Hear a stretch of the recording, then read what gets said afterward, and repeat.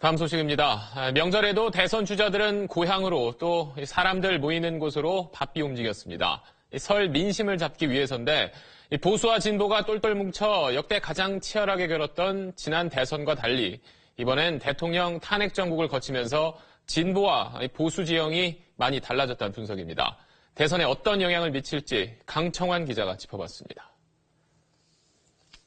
대통령 박근혜 탄핵 소추안은 가결되었음을 선포합니다.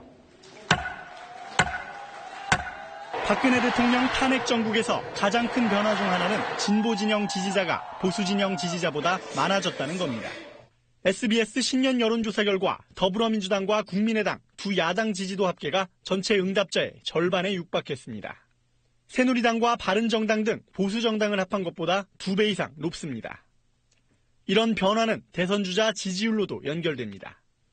문재인 민주당 전 대표는 반기문 전 유엔 사무총장과 지지율 격차를 많게는 2배 가까이 벌렸습니다. 지지율 5% 이상 6명 가운데 보수 진영 후보는 반 전 총장과 황교안 권한대행 2명뿐인 조사도 있습니다.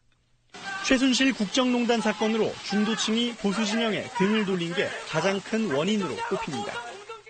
한 여론조사를 보면 스스로를 이념적 중도층이라고 답한 유권자 가운데 45.6%가 이번 대선에서 진보 성향 후보를 뽑겠다고 답했습니다. 보수라고 답한 유권자 가운데 진보 후보를 선택하겠다는 이탈자도 11.1%나 됐습니다.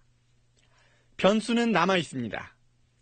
야권 분열과 다자 구도가 현실화하면 지난 1987년 대선 같은 상황이 재현될 수도 있습니다. 야권이 무사야단 전망이 지배적이기 때문에 오히려 야권 주자들의 연대나 통합을 어렵게 만드는 요소가 될 수 있거든요. 선명성 경쟁이 오히려 그 중도적인 국민들한테 부담을 줄 수 있기 때문에 탄핵 인용 시 보수층의 결집도 변수입니다. 역대 대통령 선거에서 보수 정당 후보의 합산 득표율이 40% 아래로 내려간 적은 한 번도 없었습니다. SBS 강청환입니다.